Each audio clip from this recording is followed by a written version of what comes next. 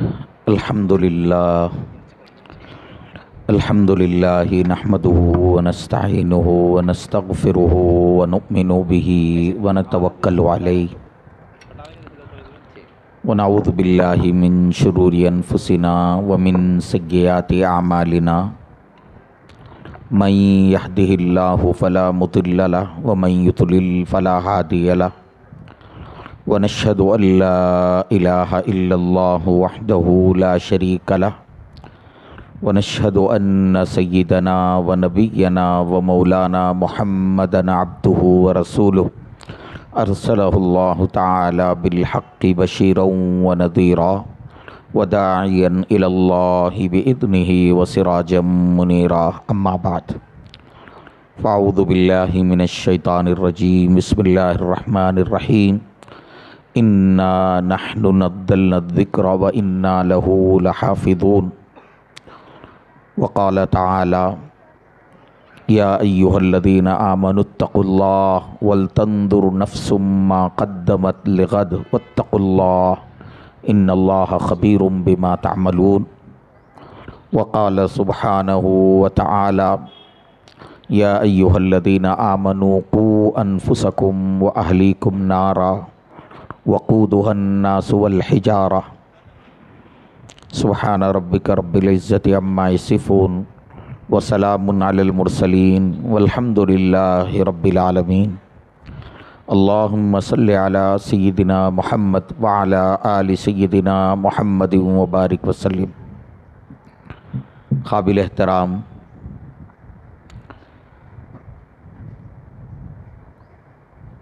ناظم مدرسہ حضرت مولانا سید مصباح الدین صاحب، یہاں کے قابل قدر حضرات اساتذہ کرام، عزیز طلباء اور اسٹیج پر رونق افروز مہمانان گرامی، اور اس مبارک جلسے میں طلباء کی حوصلہ افزائی کے لیے آئے ہوئے معزز حاضرین اور خواتین، اللہ تبارک و تعالیٰ کا بہت بڑا کرم اور احسان ہے کہ اللہ پاک نے ہمیں ایک مبارک مجلس میں بیٹھنے کی توفیق اللہ نے عطا فرمائی ہے۔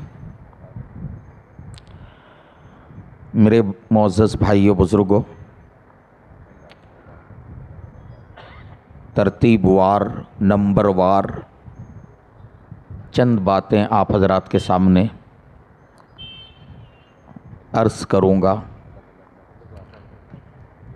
اللہ تعالیٰ مجھے حق بات حق نیت کے ساتھ اور حق طریقے سے کہنے کی توفیق عطا فرمائے، اور آپ حضرات کا اپنے قیمتی اوقات میں سے وقت نکال کر یہاں آنا یہ بافیض ہو جائے، مفید ثابت ہو جائے۔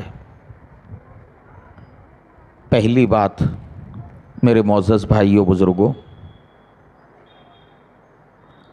میری اور آپ کی اور سارے مسلمانوں کی کامیابی 4 چیزوں سے تعلق مضبوط رکھنے میں ہے۔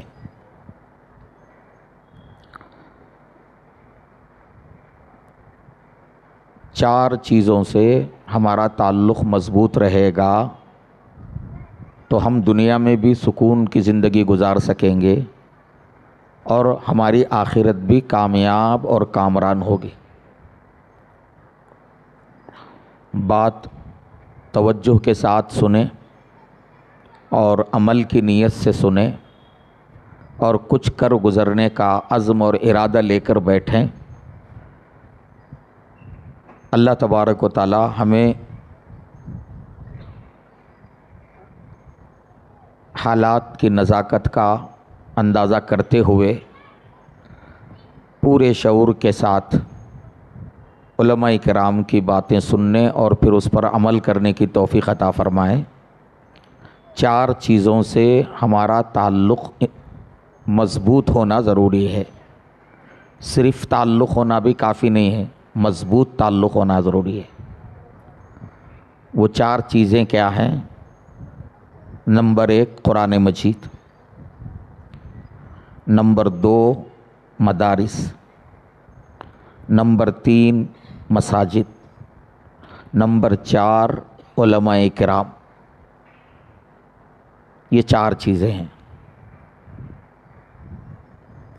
اگر ان چار چیزوں سے ہمارا رابطہ مضبوط رہے گا تو ہمارا ایمان بھی بچے گا، ہمارے عقیدے بھی محفوظ رہیں گے، ہمارے اعمال بھی محفوظ رہیں گے، اور ہم ہر قسم کے فتنوں سے محفوظ رہیں گے، اور اس دنیا سے ہم ایمان کے ساتھ اللہ کی بارگاہ میں حاضر ہوں گے۔ سب سے پہلے قرآن مجید۔ قرآن سے گہرا تعلق کیوں ضروری ہے؟ دین اسلام کی بنیاد قرآن مجید ہے، اور نبی پاک صلی اللہ علیہ وسلم کی سیرت اور آپ کی پاکیزہ تعلیمات ہیں جو احادیث رسول کی شکل میں ہیں۔ اس امت کی طاقت کا سرچشمہ قرآن ہے، یہ بات ہم اچھی طرح ذہن میں رکھیں۔ آج اس ملک میں اور پوری دنیا میں اگر کوئی قوم سب سے کمزور دکھائی دے رہی ہے تو وہ قوم مسلم ہے، اس سے انکار نہیں کیا جا سکتا۔ پوری دنیا میں اگر کوئی قوم سب سے زیادہ کمزور معلوم ہو رہی ہے اور دنیا کی دوسری قومیں جس قوم کو سب سے کمزور سمجھ رہی ہیں وہ مسلمان ہیں۔ مسلمان کمزور کیوں ہو گئے؟ مسلمان کمزور ہونے کی بنیادی وجہ مسلمانوں کا اپنے پاور ہاؤس سے دور ہو جانا یا اپنے پاور ہاؤس سے تعلق کا کمزور پڑ جانا۔ یہ جو روشنی نظر آ رہی ہے، بلب جو ہے روشن ہے، فیان جو ہے چل رہے ہیں، ظاہر ہے کہ ان سب چیزوں کا پاور ہاؤس سے تعلق ہے۔ اگر پاور ہاؤس سے جو ہے کنیکشن ختم ہو جائے گا تو روشنی ختم ہو جائے گی، فیان چلنا چھوڑ دیں گے، جتنے الیکٹرانک مشینیں ہیں سب جو ہے بیٹھ جائیں گی۔ یہ ضابطہ ہے، اللہ کا بھی ضابطہ ہے اور دنیا کا بھی دستور ہے۔ جو قوم طاقت کے سرچشمے سے جڑی رہے گی تو اسے بھی طاقت اور قوت ملتی رہے گی، اور وہ قوم کمزوری سے محفوظ رہے گی۔ ہماری طاقت کا اصل سرچشمہ جہاں سے ہمیں طاقت ملتی ہے، اجتماعی طور پر بھی اور انفرادی طور پر بھی، ہمیں جو طاقت ملتی ہے جہاں سے، وہ قرآن مجید ہے۔ اس حقیقت کو ذہنوں میں اچھی طرح بٹھانے کی ضرورت ہے۔ اب آپ پوچھیں گے کہ بھائی قرآن طاقتور کیوں ہے؟ قرآن کی طاقت کا اگر آپ کو اندازہ لگانا ہو تو خود قرآن پاک کی آیتوں کے حوالے سے آپ غور فرمائیں۔ قرآن جو ہے نا، خود اپنے بارے میں اللہ تعالیٰ نے قرآن کے بارے میں فرمایا، لو انزلنا ھذا القرآن علی جبل، اگر ہم اس قرآن کو کسی پہاڑ پر نازل کرتے، لرأیتہ خاشعا متصدعا من خشیۃ اللہ، تو تم دیکھتے کہ پہاڑ اللہ کے ڈر سے چکنا چور ہو جاتا۔ یہ قرآن کا پاور ہے۔ قرآن کوئی معمولی چیز نہیں ہے۔ قرآن کے بارے میں خود قرآن کہہ رہا ہے، اللہ تعالیٰ فرما رہے ہیں اپنے حبیب سے، انا سنلقی علیک قولا ثقیلا، اے ہمارے حبیب ہم آپ پر ایک بھاری کلام نازل کر رہے ہیں۔ قرآن کو بھاری کلام کہا جا رہا ہے۔ قرآن کو کہا جا رہا ہے کہ یہ اگر پہاڑ پر نازل ہو جائے تو پہاڑ چکنا چور ہو جائے۔ اور قرآن کے بارے میں اور ایک جگہ قرآن میں کہا گیا، وَكَذَلِكَ أَنزَلْنَا إِلَيْكَ رُوحًا مِّنْ أَمْرِنَا، اللہ تعالیٰ کیا فرما رہے ہیں قرآن کے بارے میں؟ اللہ تعالیٰ قرآن کے بارے میں فرما رہے ہیں کہ قرآن اس امت کی روح ہے، ہم نے اپنے امر کی روح کو آپ پر نازل فرمایا، اپنے امر کی روح کو آپ پر نازل فرمایا۔ اس آیت میں قرآن کے لیے روح کی تعبیر اختیار کی گئی ہے۔ جس طرح ایک انسان کے جسم سے اگر روح نکل جائے تو وہ جسم، مردہ جسم، بالکل حرکت سے عاجز آ جاتا ہے، اس کے اندر کوئی حرکت نہیں ہوتی، تو ٹھیک اسی طرح سے امت مسلمہ کے جسم سے اگر قرآن کی روح نکالی جائے تو یہ امت جو ہے بے روح ہو جائے گی، امت کمزور ہو جائے گی۔ چنانچہ آج پوری دنیا میں اگر مسلمان کمزور نظر آ رہے ہیں اور مسلمانوں کی کمزوری کی داستان ہر طرف بکھری ہوئی اگر آج نظر آ رہی ہے تو اس کی بنیادی وجہ یہ ہے کہ اس امت کے جسم سے قرآن کی روح جو ہے نکل چکی ہے۔ قرآن اصل روح تھی اس امت کی۔ جب امت نے قرآن سے رشتے کو کمزور کر لیا، قرآن سے رشتے کو توڑا تو نہیں کہا جا سکتا، لیکن کمزور، بہت زیادہ کمزور کر لیا، تو پھر لا محالہ روح کی حیثیت رکھنے والی کتاب جب یہ امت سے نکل گئی تو امت جو ہے بے جان لاشا بن گئی، بے جان لاشا۔ آپ نے دیکھا سانپ جو ہے، کہیں اگر سانپ نکل آئے سب لوگ حرکت میں آ جائیں گے، سب لوگ پریشان ہو جائیں گے اور اسے ماریں گے یا پھر اس سے جو ہے نا بھاگیں گے، اس سے تحفظ کریں گے۔ لیکن مرا ہوا سانپ اگر کہیں ڈالا جائے، مرا ہوا سانپ جس کے اندر سے روح نہیں ہے، وہ سانپ اگر کہیں ڈالا جائے تو لا محالہ کوئی اس سے ڈرتا نہیں، جانتا ہے کہ اس کی روح نہیں ہے، یہ کچھ نہیں کر سکتا۔ میرے عزیزو، میرے بزرگوں، یاد رکھو قرآن ہماری قوت کا سرچشمہ ہے۔ قرآن میں امت کو طاقتور بنانے کی جتنی چیزیں ہیں ساری چیزیں قرآن میں۔ امت کو دین کے اعتبار سے طاقتور بننا ہے، ایمان کے اعتبار سے طاقتور بننا ہے، اور اس امت کو عمل اور کردار کے اعتبار سے طاقتور بننا ہے، اس امت کو تعلیم کے اعتبار سے طاقتور بننا ہے، اس امت کو سماجی آپسی اتحاد کے اعتبار سے طاقتور بننا ہے، اس امت کو معاشی اعتبار سے طاقتور بننا ہے۔ طاقتور کے معنی صرف جسمانی نہیں ہے، جسمانی طاقتور بننا بھی شامل ہے، لیکن ایمان کی طاقت سب سے بڑی طاقت، عمل اور کردار کی طاقت سب سے بڑی طاقت، تعلیم کی طاقت سب سے بڑی طاقت، اتحاد کی طاقت سب سے بڑی طاقت، اور معاش کی مضبوطی کی طاقت یہ سب سے بڑی طاقت۔ ان تینوں طاقت، ان پانچوں طاقتیں، یہ پانچوں طاقتیں قرآن پاک ان کی رہنمائی کرتا ہے۔ قرآن ایمان کو مضبوط بنانے کی تلقین کرتا ہے۔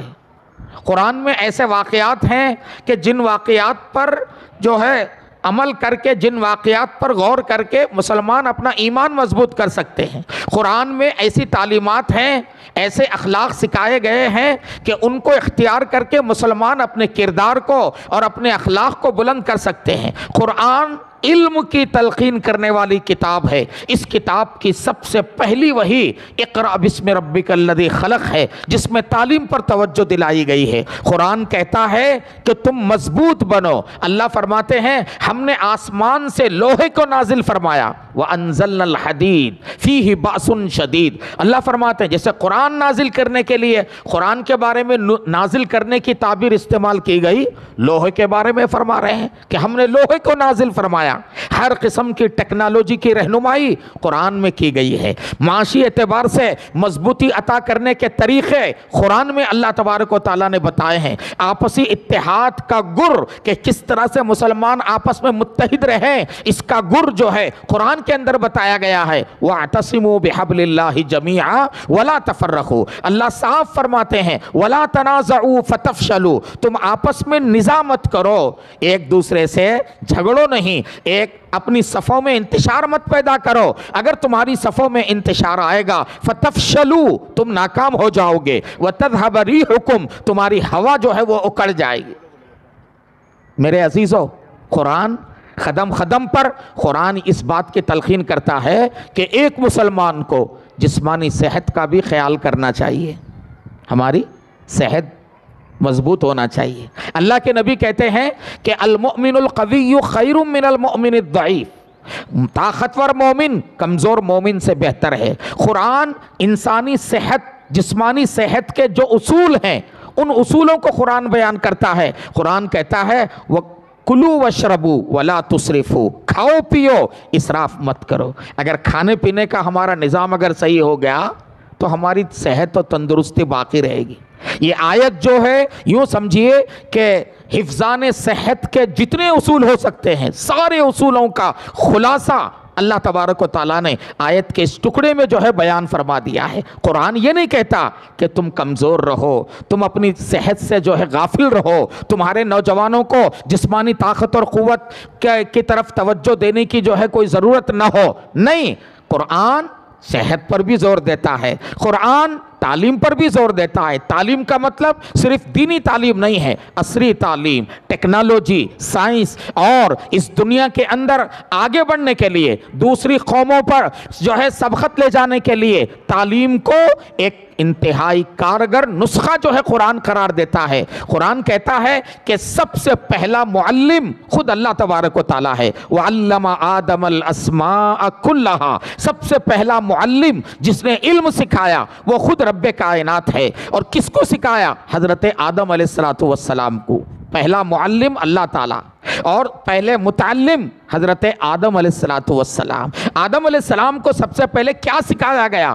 عبادات نہیں سکھائی گئیں، عبادات نہیں سکھائی گئیں، اور اسی طرح سے جو ہے دوسرے احکام نہیں سکھائے گئے. آدم علیہ السلام کو اللہ نے پہلے کیا سکھایا؟ الاسماء، چیزوں کے نام سکھائے. میرے بھائیوں، دنیا کے کسی مذہب کی کوئی کتاب ایسی نہیں ہے جس کا سب سے پہلا لفظ اور سب سے پہلا جملہ اقرا ہو. قرآن واحد کتاب ہے کہ جس میں سب سے پہلی آیت جو نازل ہوئی وہ اقرا بسم ربک الذی خلق ہے.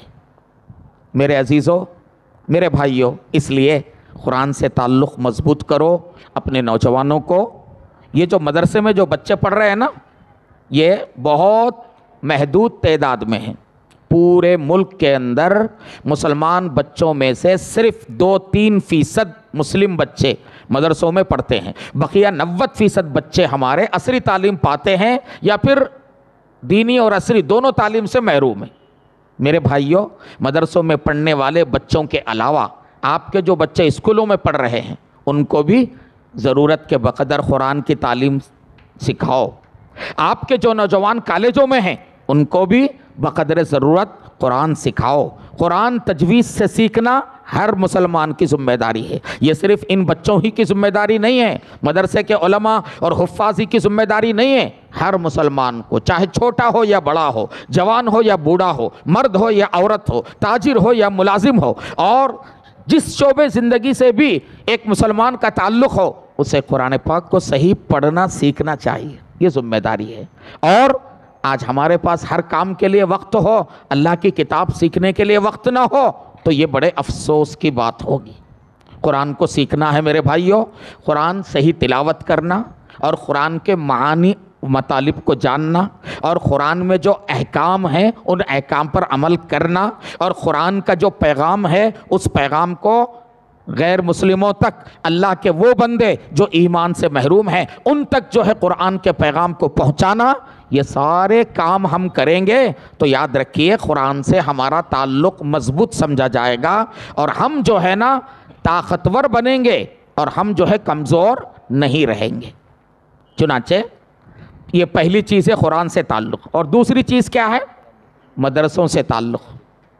میرے بھائیوں یاد رکھو، مسلمانوں کا مساجد سے تعلق ضروری ہے لیکن صرف مساجد سے تعلق کافی نہیں ہے. صرف مساجد سے تعلق کافی نہیں ہے، مساجد کے ساتھ مدارس سے تعلق بھی ضروری ہے. یہ بات میں اس لیے عرض کر رہا ہوں کہ بعض لوگوں کے ذہنوں میں یہ ہے کہ بھئی مساجد سے تعلق کافی ہے. مساجد سے تعلق اہم ہے، اس سے انکار نہیں ہے. مسلمانوں کی پوری زندگی مسجد کے ارد گرد گھومنا چاہیے. ہمارا ہر مسئلہ مسجد میں حل ہونا چاہیے. ہماری ہر چیز جو ہے مسجد سے جڑی رہنی چاہیے. میاں بیوی کے جھگڑے بھی جو ہے مسجد کے امام صاحب سے حل ہونا چاہیے. مسجد سے تعلق جو ہے ہر اعتبار سے ہونا ضروری ہے. لیکن صرف مسجد سے تعلق کافی نہیں ہے، بلکہ مسجدوں کے ساتھ ساتھ مدارس سے تعلق بھی ضروری ہے. ہمارے مشائخ کیا کہتے ہیں؟ مشائخ یہ کہتے ہیں کہ بھائی انسان کے جسم میں اگر آپ پیر کاٹ لو گے آدمی کے، آدمی زندہ رہے گا. ہاتھ کاٹ لو گے زندہ رہے گا. آنکھیں نکال لو گے زندہ رہے گا. کان کاٹ لو گے زندہ رہے گا. لیکن اگر آپ اس کے سینے کے اندر سے دل اگر نکال لو گے زندہ نہیں رہے گا. اگر اس کی کھوپڑی کے اندر سے دماغ اگر نکال لو گے زندہ نہیں رہے گا. انسان کے اس جسم کے اندر جو مقام دل کا ہے وہ مقام مساجد کا ہے اسلام میں. انسان کے جسم کے اندر جو مقام دماغ کا ہے وہ مقام اسلام میں مدارس کا ہے. اس لیے مسلمانوں کے اجتماعی وجود کے لیے ان کی مذہبی شناخت اور مذہبی تشخص کی بقا کے لیے اگر مسجدیں دل کا درجہ رکھتی ہیں تو مدارس جو ہے مسلمانوں کے لیے دماغ کا درجہ رکھتے ہیں. دونوں ضروری ہے. مدارس سے بھی تعلق ضروری ہے. آج مدارس سے تعلق ہوگا تو کیا فائدہ ہوگا؟ اس کا فائدہ یہ ہوگا کہ امت علم سے جڑی رہے گی. دین کو جان کر عمل کرنے کا امت کے اندر جذبہ رہے گا. اور جو لوگ مدارس سے بے نیاز ہوتے ہیں، ظاہر ہے کہ ایسے لوگوں کے لیے علم سے جڑا رہنا مشکل ہو جائے گا. اور ایسے لوگ جان کر عمل نہیں کریں گے بلکہ بغیر جانے کے عمل کریں گے. ان میں عمل کا جذبہ تو خوب ہوگا لیکن ان کے پاس علم نہیں ہوگا. اس کے نتیجے میں ان کے لیے عمل کرنا مشکل ہوگا. اس لیے میرے عزیزوں مدرسوں سے تعلق رکھنا ہے. آپ ماشاءاللہ یہاں اس مدرسے میں یہ جو سالانہ جلسہ ہو رہا ہے، آپ کا یہاں آنا مدرسے سے تعلق کی علامت ہے. مدرسے سے تعلق کی علامت ہے اور یہ بڑی اچھی چیز ہے. مدرسوں سے تعلق ہر اعتبار سے ہونا ہے میرے بھائیوں بزرگوں. مدرسوں سے تعلق مالی تعاون کے اعتبار سے بھی چاہیے. مدرسوں سے تعلق بچوں کو داخلہ دلانے کے ذریعے سے بھی چاہیے. مدرسوں سے تعلق مدرسوں کے استحکام کے ذریعے سے بھی ہونا چاہیے. مدرسوں سے تعلق جو ہے وہ مدارس کے نظام کو سمجھنے کے اعتبار سے بھی ہونا چاہیے. تو یہ انتہائی ضروری ہے. مسجد سے تعلق بھی ضروری ہے اور مدرسوں سے تعلق بھی ضروری ہے. آج کیا ہو رہا ہے میرے بھائیوں بزرگوں؟ امت کا ایک بڑا طبقہ مسجدوں سے بھی دور ہو رہا ہے اور مدرسوں سے بھی دور ہو رہا ہے. امت کا ایک بڑا طبقہ آج جو ہے یعنی مسجدوں سے ان کی دوری کا یہ عالم ہے کہ فجر کی نماز کی پابندی ان کی زندگی میں نہیں ہے. ہاں اگر ان کو مسجدوں کی یاد آتی ہے تو کب آتی ہے؟ جب گھر میں کسی کا انتقال ہو جاتا ہے تو وہ مسجد آئیں گے ڈولا لینے کے لیے. مسجد آئیں گے قرآن کا ڈبہ، قرآن کے پاروں کا ڈبہ لینے کے لیے. قرآن سے تعلق کو ہم نے صرف جو ہے کسی کے انتقال تک محدود کر دیا کہ بھئی گھر میں کسی کا انتقال ہو جائے تو مرحوم کو ایصال ثواب کرنے کے لیے اب ہمیں مسجد جانا ہوگا، وہاں سے پاروں کا ڈبہ لے آنا ہوگا، تب جو ہے توفیق ملتی ہے قرآن کھولنے کی. یہ جو ظاہری تعلق ہے میرے بھائیوں، یہ تعلق ہمیں نقصان پہنچا رہا ہے. حقیقی معنی میں تعلق ہوگا مدرسوں سے اور مسجد سے. اور چوتھی چیز کیا ہے؟ علماء کرام سے. علماء سے تعلق کیوں ضروری ہے؟ علماء سے تعلق نہیں ہوگا تو ہم فتنوں میں مبتلا ہو جائیں گے. آج ہمارے عصری تعلیم کے نوجوان فتنوں میں مبتلا ہو رہے ہیں. نت نئے فتنے ان میں پیدا ہو رہے ہیں. کوئی قادیانی فتنے سے متاثر ہو رہا ہے، کوئی شکیلی فتنے سے متاثر ہو رہا ہے، کوئی گوہر شاہی فتنے سے متاثر ہو رہا ہے، کوئی الہاد کے فتنے سے متاثر ہو رہا ہے، کوئی جو ہے کسی اور نظریے سے متاثر ہو رہا ہے. یہ ساری فتنوں سے متاثر ہونے کی بنیادی وجہ ہمارے عصری تعلیم کے نوجوانوں کا علماء سے دوری اختیار کرنا ہے. اس لیے میرے عزیزوں میں آپ سے گزارش کروں گا، آپ کے عصری تعلیم پانے والے بچوں کو ان کو مکتب کی تعلیم دلانے کا اہتمام کیجیے۔ آپ کا کوئی بچہ اسکول میں پڑھنے والا وہ مکتب کی تعلیم سے محروم نہیں ہونا چاہیے، اور آپ کے جو کالجوں میں پڑھنے والے بچے ہیں نا، ان بچوں کو علماء سے جوڑیے۔ ان بچوں کے لیے تعلیم بالغان کے طور پر مغرب کے بعد یا عشاء کے بعد اپنے محلے کے جو امام صاحب ہیں ان سے جوڑیے، ان کو باقاعدہ سکھائیے۔ یہ تو لڑکوں کا، کالج میں پڑھنے والے لڑکوں کا ہوا۔ اب کالج میں پڑھنے والی جو لڑکیاں ہیں، آج آپ کو معلوم ہے امت میں ارتداد کا راستہ جو بن رہا ہے، امت میں ارتداد جو بڑھتا چلا جا رہا ہے، وہ کالجوں میں پڑھنے والی ہماری بچیوں کے ذریعے امت میں ارتداد آ رہا ہے۔ کالج کی ہماری بچیاں وہ غیر مسلم بچوں سے متاثر ہو کر، ان کی محبت میں پڑھ کر وہ ایمان کا سودا کر رہی ہیں، ارتداد سے دوچار ہو رہی ہیں۔ تو اس کے لیے میرے بھائیوں بزرگوں، کالجوں میں پڑھنے والی جو ہماری نوجوان بچیاں ہیں، ان بچیوں کو قرآن سکھانے کے لیے، ان بچیوں کو دین سکھانے کے لیے اس کا کوئی نظام ہونا چاہیے۔ جیسے مولانا غیاث رشادی صاحب نے ہمارے شہر حیدرآباد میں مراکز نسوان کا سلسلہ شروع کیا ہے۔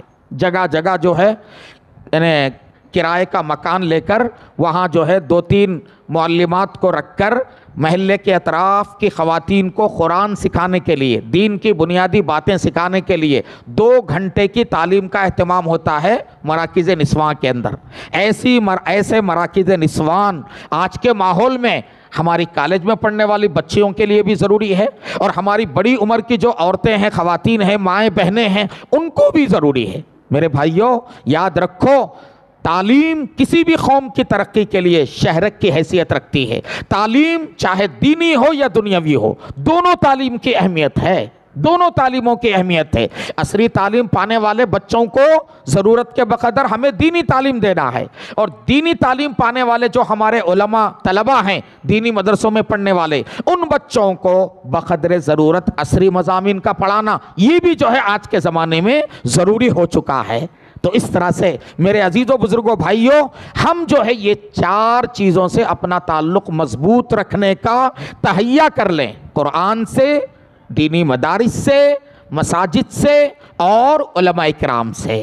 آخر میں ان بچوں کو جو حافظ قرآن بن رہے ہیں، مسلسل ہر مہینہ یہاں آنا ہوتا ہے، اور یہ بات بلا تردد کہی جا سکتی ہے کہ اس وقت حیدرآباد میں جتنے معیاری مدرسے کام کر رہے ہیں، چند معیاری مدرسے، ان میں سے ایک معیاری مدرسہ یہ آپ کا گلزار مدینہ ہے، جہاں معیاری تعلیم دی جاتی ہے اور تربیت کا بھی اہتمام ہوتا ہے، اور یہاں لوگ اپنے بچوں کو داخلہ دلانے کے لیے باری کے منتظر رہتے ہیں۔ بہت سے بچوں کو گنجائش نہ ہونے سے ان کو لوٹا دیا جاتا ہے۔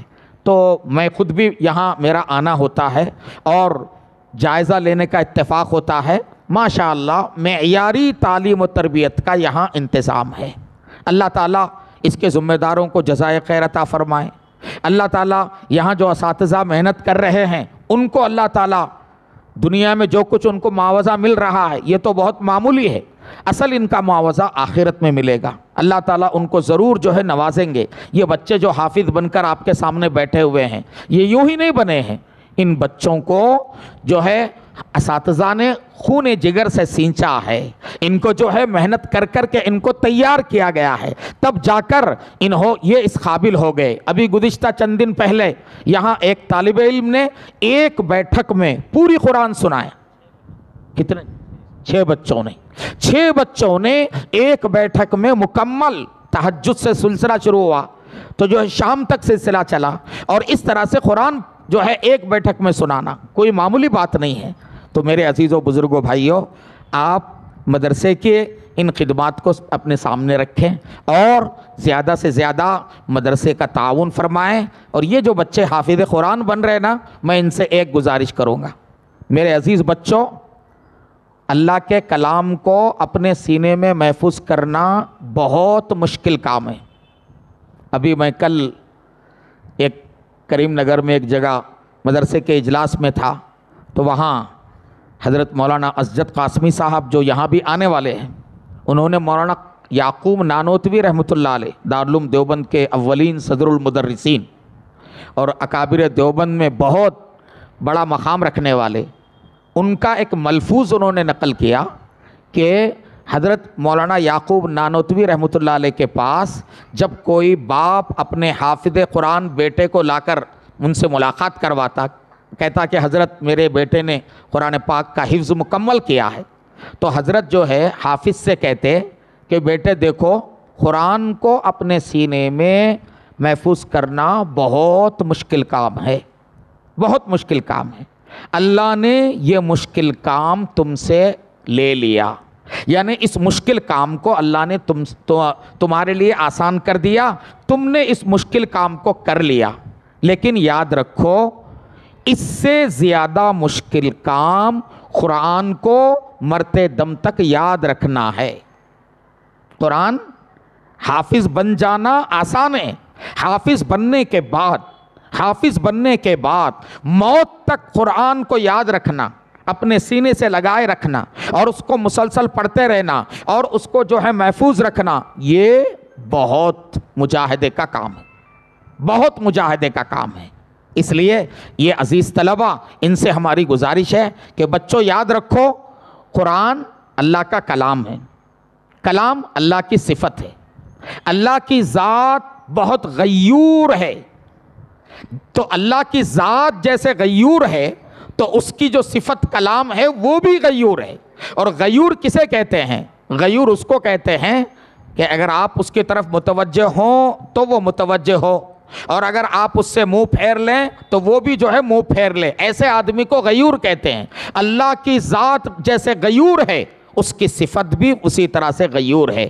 کلام اللہ اللہ کی صفت ہے، انتہائی غیور ہے۔ اگر تم اس صفت کلام اللہ سے تھوڑی بھی اگر بے اعتنائی برتو گے، توجہ ہٹا دو گے، تو یہ فوراً تمہارے سینے سے نکل جائے گا، تمہارے سینے سے نکل جائے گا، اور جلد جو ہے تم اس کو بھول جاؤ گے۔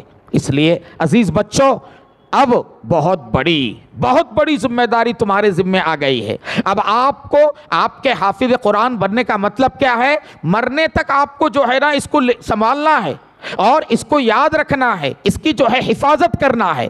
تو ایک تو یہ بچے بہت چھوٹے بچے ہیں، بہت سے بچے بے شعور بھی ہیں، اور دوسرے ماں باپ کو چاہیے کہ ان بچوں پر اب نظر رکھے کہ یہ روزانہ قرآن پاک کی جو ہے نا روزانہ تلاوت کر رہے ہیں یا نہیں کر رہے ہیں، روزانہ اس کا اہتمام کر رہے ہیں یا نہیں کر رہے ہیں۔ ماں باپ کی ذمہ داری ہے، یہ بچے آپ کا سرمایہ ہیں، ان کی وجہ سے کل آپ کے سر پر تاج رکھا جائے گا، ایسا تاج جس کی روشنی آفتاب سے بھی زیادہ ہوگی۔